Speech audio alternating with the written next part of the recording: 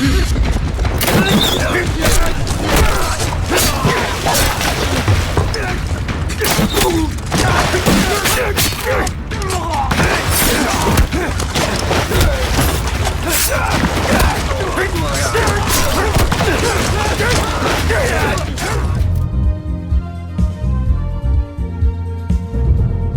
there, this is Stormdog, and today I'd like to talk about Knights of Valour, which is most likely a direct-to-streaming Chinese film from 2021 that got lost in the shuffle of how much comes out in those markets today. In the movie, Guan Yu, legendary general of the Three Kingdoms period, invented a new weapon, the Guandao halberd. His own Guandao was called the Green Dragon Crescent Blade and weighed 48 kilograms or roughly about 108 pounds, and was a deadly menace for any enemy. During Lu Meng's invasion of the Jing province, the mighty Guan Yu was slain by Pan Zhang of Wu, and his famous weapon was snatched away. Guan Jing, Guan Yu's son, managed to survive the battle and wants to avenge his father. As I said, this all happens during the Three Kingdoms period, and there are so many heroes during this period. This is basically what the Dynasty Warriors games draw on, but we'll get back to that later. It's a really cool setting, and I was pretty happy with the way the movie looked. It's definitely a budget title, but we get so few English language budget medieval titles that stuff like this is refreshing because there's little of it, especially stuff that looks semi-competent. There's a big cool battle at the beginning, and it does really help when a brainless action movie starts with action. This quality cannot be estimated, and much of the major English language film industries struggle with that now. Sometimes I just want the movie to jump right in, not wait 45 minutes before the first punch is thrown. A competently done action to set the tone is a big plus to me. Often I find movies start with something decent, but never exceed that level of action later in the film, or have a finale that proportionately measures up to the first one. This is a big downer for me. I love when a film starts with action, but it better not be the peak. I did not get that feeling from this movie, or at least it kept fun action scenes coming that I was happy with. It's a good B-grade Chinese mainland medieval action film. Yes, medieval is not really the right word, and actually if you'd comment a better description, I'd appreciate it. Weapons are all a little exaggerated, but if you look at the popular Chinese mainland weapons throughout the centuries, not so much. They do look a little bit more like they came out of a video game, more chiseled weapons than actual forged, but in the context of the film, I liked it because it gave me a big fantasy vibe, and that's another type of movie lacking in my country.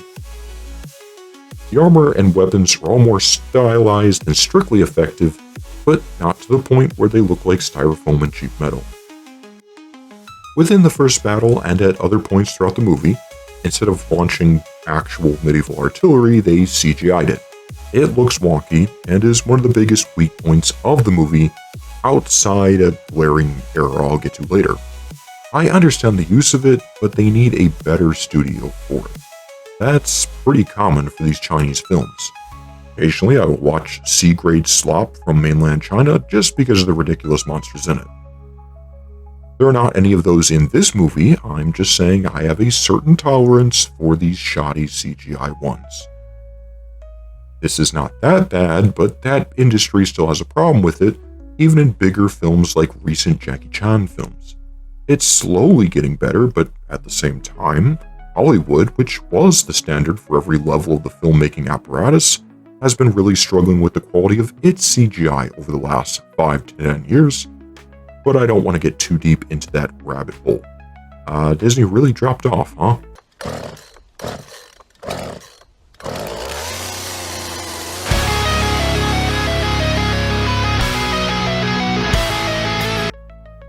I really can't make it through a video without ticking off somebody.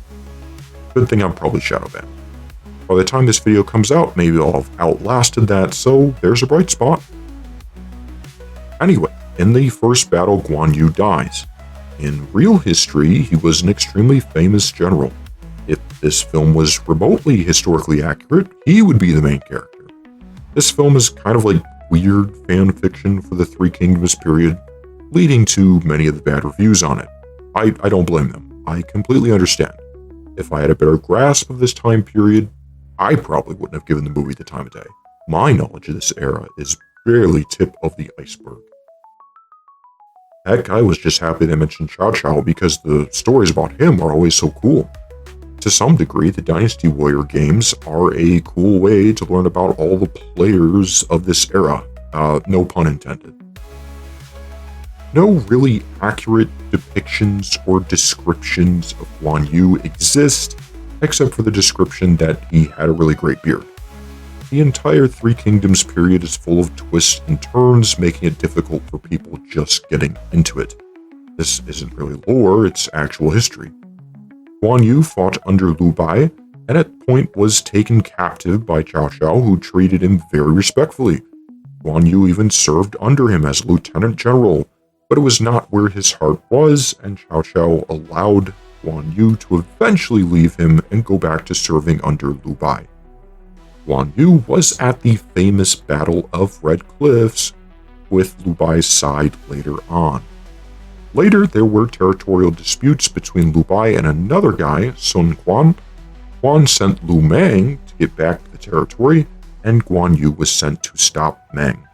These two, Bai and Quan, did later unify against Cao Cao.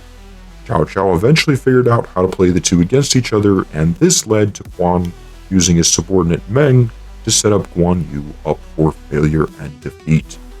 Quan continued to hound him, and eventually his subordinates caught Yu in an ambush and soon executed Guan Yu and his son, Guan Ping. This movie claims that after Guan Yu's death, there was another son, Guan Sheng, which I'm not sure is supposed to be Guan Ping, who lived and sought vengeance for his father and found glory. In the movie, Yu's army is left in such a defeated state that this son resigns and decides to seek vengeance as a civilian. The movie has trouble with the plot early on, or maybe it was just the subtitles lacking detail and nuance.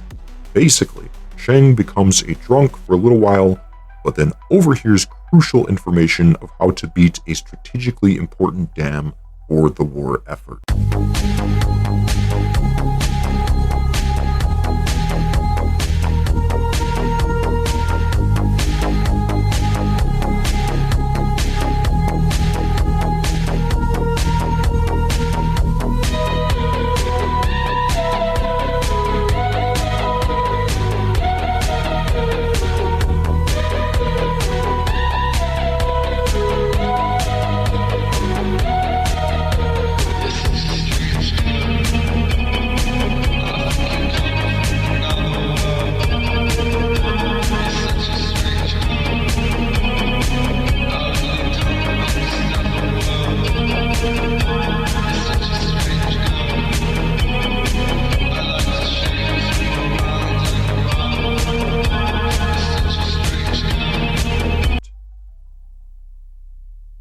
Jing throughout has a pretty cool sword, but it does keep setting up that he will reclaim his father's dao, or sword, in this case a halberd, which the villain of the film Pan Zhang has taken.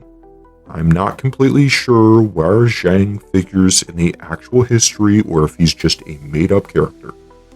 Either way, the sets along the way do look good. I'm guessing some studio on the mainland has a bunch of these like how the Shaw Brothers used to be. Jing quickly goes back to the army, rejoins with a humbled attitude, and his strategic information is given to them about taking out this dam. The movie begins building a squad that he will join to go behind enemy lines. You get Fan Ling, cool archer character, and some others. Once again, no clue if there are real-life counterparts to these people. So we end up with a squad of 4 heroes, and they capture a ship in yet another fun action scene, so that they can use this to sneak behind enemy lines and pretend to be soldiers under Zhang, the movie's villain. Sometimes in the editing of these action scenes, it seems like a bad guy gets hit, not stabbed, and just falls over out of the fight. It is a little inconsistent in this regard. Zhang and his minion really hams it up as bad guys. They have Jing's father's Gao, and they're just evil. It's great. Jing and his squad infiltrate and find out there's an underground tunnel that will allow them to reach where they need and pull down the barricades, blocking the river to the dam. The plan becomes let the good guys in through the tunnel and defeat the bad guys' army. Along the way, Jing gets distracted by his need for revenge and makes stupid decisions, but the villain makes typical stupid decisions as well, balancing out the equation. Plot moving forward does become dependent on bad decisions. Everything turns out to be a trap, the squad is captured, and the good army will be slaughtered if the squad cannot warn them in time. The violence throughout is good, with the blood I expect from edged warfare. There are some good God's Eye camera shots, and some sacrificial deaths I thought actually had weight to them. I was pleasantly surprised. There's a cool hallway battle scene that is nicely cramped and chaotic. The combat sounds meaty, and is closer to Lord of the Rings than Narnia, like so many B-grade sword movies unfortunately fall into.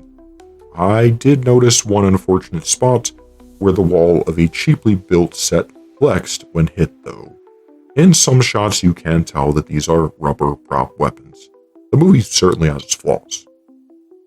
Side characters are given really good, knockdown, no-holds-barred fights that I was happy with, once again better than expected.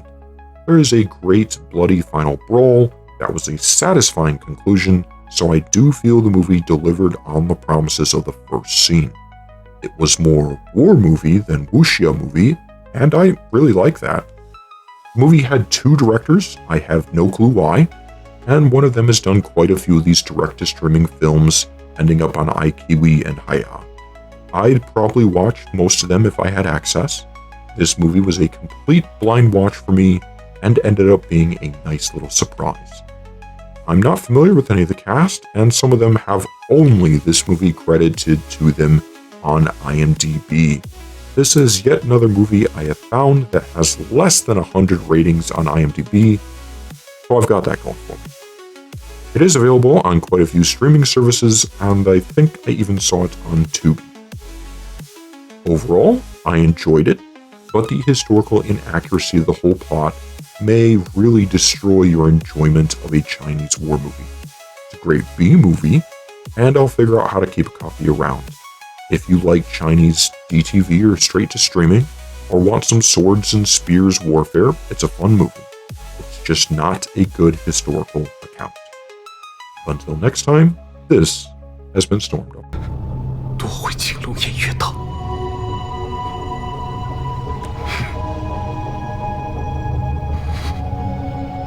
主公到，云长二弟啊！你我弟兄不愿同生，但求同死。而今你为何先离我而去啊？云长啊！云长。主公，今天臣下只有一事相求。